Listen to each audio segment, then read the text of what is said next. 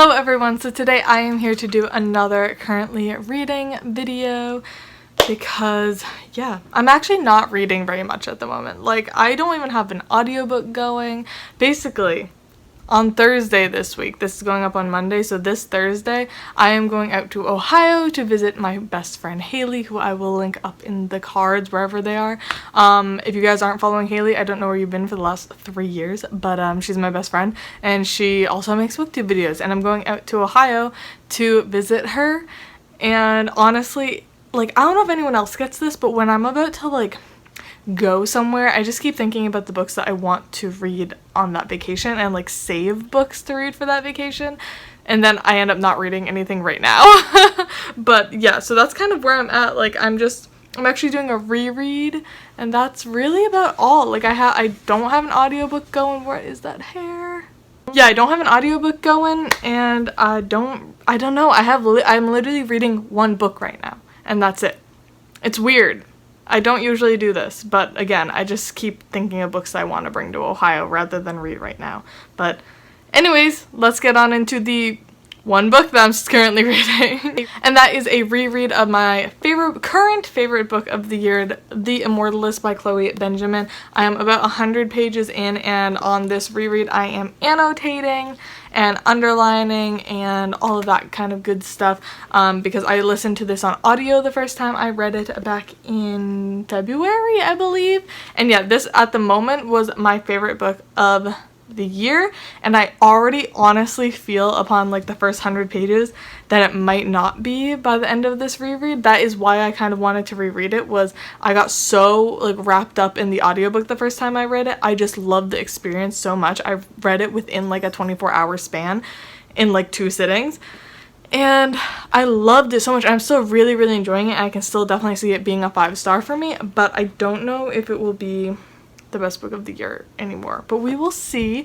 I definitely want to finish this before I go on my trip, so I will probably finish it in the next couple of days and finish my annotations of it. But yeah, if you guys don't know, this is a book so many people on BookTube absolutely hate. I feel like I am literally the only person who liked this book, and I'm just baffled by that. But I see so many people absolutely hate this book on BookTube, and I actually made like an Instagram story about this book, and so many people were telling me how much they hate it, and I don't get it. I literally, like, every single time I hear someone talk about it, they never actually like say anything that makes sense to hate this book.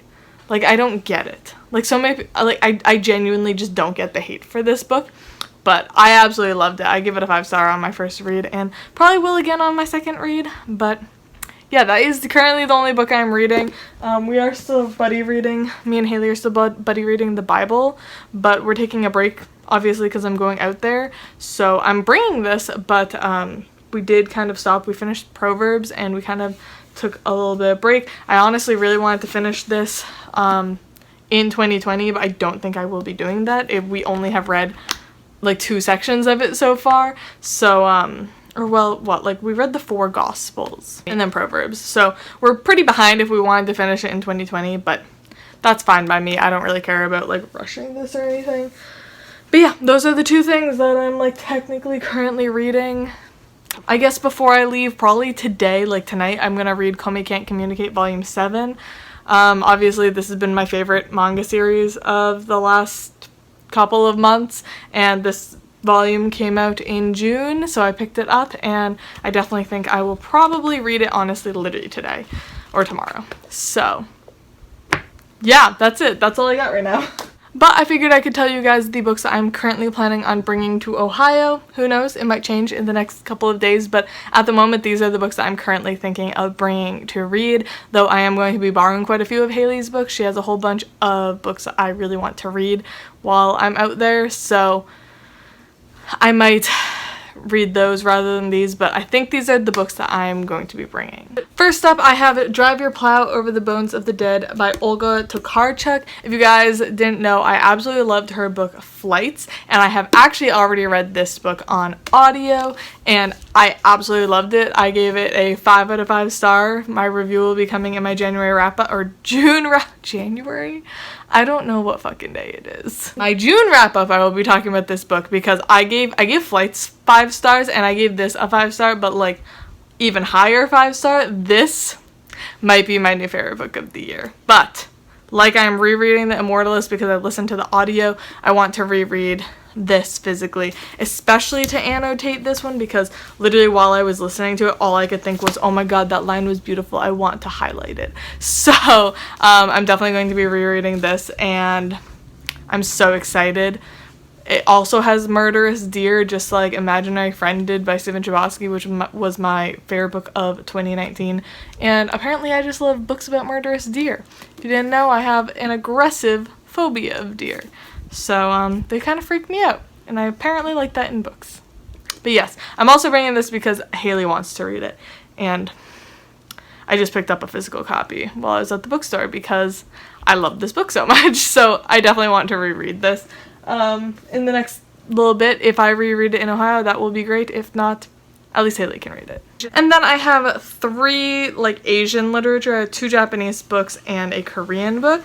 The first one is a collection of short stories, which is The Lonesome Bodybuilder by Yukiko Matoya. I talked about this in just a recent video, my Japanese, Chinese, and Korean literature TBR. If you guys are interested, go check that out. And yeah, I don't want to let this sit for too long because I am so bad about reading short stories, so I feel like I can bring this and just like knock it out and read this book and try to get into short stories and hopefully love it. But yeah, also I picked a bunch of nice short books to bring in my suitcases. So this is the first one. And then I also have The Factory by Hiroko Oyamada, which I also talked about in that video and I just picked up at the bookstore at the same time as Drive Your Plow. And this one just seems so interesting to me.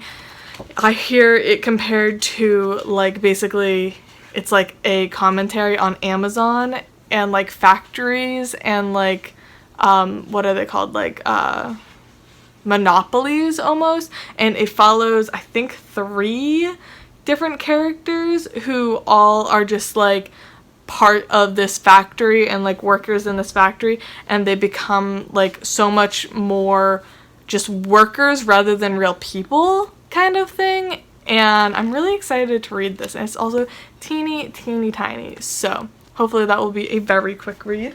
And then the last book I have is Be Book and Me by Kim Sagwa, and this is a book that I decided to pick up because it follows 2 best friends who are boys in Seoul, South Korea, and and it kind of follows their friendship as they grow up. And as I mentioned in my other video, I wrote a whole essay that focuses a lot on Korean masculinity, and I am just really interested to see like how it kind of is in actual Korean literature, because I don't think I've ever read Korean literature about like male friends. There's barely even like American books about dude friends, so it really got me interested, and I'm just realizing this is an ARC copy.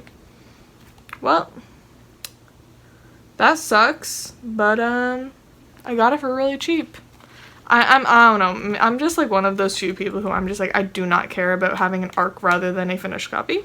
But yeah, I'm excited about this book.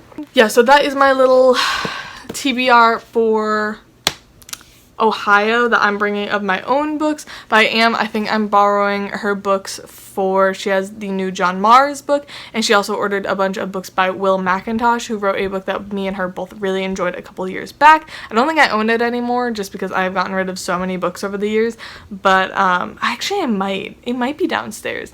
But Will McIntosh just wrote this book that we both absolutely loved, and she heard that all of his books are pretty just fun, entertaining, quick reads, so she bought like 5 of them. So I'll probably be reading some of those too and just borrowing her books. She'll be borrowing mine. It'll be a great time. As for what I have been watching, or me and my boyfriend have been watching, God, we're still watching Studio Ghibli. We haven't made too much progress on that because Nico keeps getting sick of them because he thinks they're all the same. We watched Kiki's Delivery Service and honestly really didn't like it. We were kind of surprised because that is definitely like such a classic one that a lot of people absolutely love and everything. And even I was like, it was just a little bit boring. I think it was the most aesthetically pleasing out of all of the Studio Ghibli I've watched so far, but it was definitely kind of boring. And then the other night we watched Princess Mononoke, which I actually really enjoyed that one. I thought it was the most interesting besides like Spirited Away. So yeah, we have watched those. We also watched Forrest Gump. I have never watched Forrest Gump, and Nico finally got me to watch it. And I actually really liked it. Everyone's always right. Yeah, it's a great film. It's my dad's favorite film, and he's always tried to get me to watch it. And yeah, I liked it a lot. We also just watched Shutter Island, and I really, really liked that one. I have heard about it for so long, and it was definitely not what I was expecting at all. So, I really liked that one too. That one was really, really good, and we just watched that the other night. And we've been watching lots of horror movies. We're always watching lots of horror movies. So, yeah, just kind of a typical thing right now. We don't really have any ongoing series, just because we are both taking a bit of a vacation for like 3 weeks. So, we didn't really start any new series or anything recently, but, yeah, so just lots of movies. And as for music, honestly, I have been listening to so much Astro. I just have like kind of fallen back into an Astro hole. Like, they had a comeback in May and I was in an Astro hole, and then I kind of like got out of it for a couple of weeks, and now I am back and I'm just obsessed with Astro all over again. Astro is my alt K-pop group, if you guys somehow didn't know that. So I've just been listening to a lot of Astro, and I am so freaking pumped. Both 2 comebacks were announced today for the same day, because I'm filming this on Sunday, so the day before you guys see it. But the comeback for SF9's comeback, it got announced for July 6th, and also Seulgi and Irene's like debut as a duet got announced today, also for July 6th. So I am obviously so excited for both of those. Red Velvet, I absolutely love, and Irene and Seulgi are my 2 favorites, so I'm so excited to see what they have come up with for their kind of duet. And also I know that they have had to put this off for a little bit because of everything that was happening with the coronavirus, so I'm sure that they are just so like amped up for this comeback. And then also, yeah, I'm really excited for SF9's comeback, because I was getting really worried because I know Insung and Youngbin are going to be leaving for the military next year. At least that's what we assume, considering they will be 30 or like 29. So they're gonna be leaving for the military next year. So we were like, okay, what are SF9 gonna do? Like, are they gonna try to like put a ton of music out in the next year, or are they just gonna kind of simmer off? And it looks like they're gonna be putting out a ton of music, because they released like a teaser for this comeback, and it says it's a prologue, which to me suggests there will be at least 2 more, because you got prologue, you got the actual thing, and then you got a finale. So I'm really excited. I absolutely love SF9. SF9 have some of my favorite music of all time in K-pop. I absolutely love their B-sides. Their B-sides are like, I hate being that person. I hate when people are like, oh, their B-sides are like, this group is like fine, but their B-sides are better. Like, SF9 though really, really are. Like, their title tracks are always really poppy and fun, but their B-sides are like where the actual beautiful music is. And I love it. I love their music so, so much. I love their singers. I love everything. They're so good.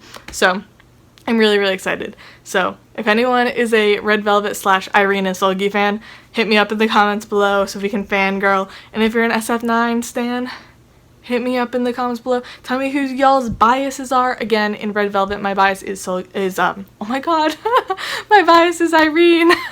In Red Velvet, she's been my bias for like 3 years, I think, is when I got into Red Velvet, like 3 or 4 years ago. And because I think I got into them pretty fast after they debuted. And then in SF9, my biases are Huyoung and Dawan. And I'm so excited. I'm honestly, I'm not gonna lie, the last comebacks in May for Dream and Astro, it was like great, but it was also stressful because it was my 2 favorite groups of all time against each other. This time I'm just like, yes, my girls, my guys. I'm so excited, and it's not as stressful because they're so separate in my head. So I'm really, really excited for both of those comebacks. So we'll have a lot to talk about on July 6th. So yeah, definitely if you're into K-pop and stuff, definitely follow me on Instagram. I talk so much more about K-pop on there because I always feel like half of my viewers don't actually care about it on YouTube, so I try to just fangirl a lot on Instagram instead. Yeah, anyways, I hope you guys all enjoyed this currently reading video of what the one book I'm currently reading and then the books that I plan on bringing to Ohio. But yeah, I hope you guys have all enjoyed this video, and definitely tell me down in the comments below what you are currently reading, and I love y'all, and I'll see y'all soon. Bye!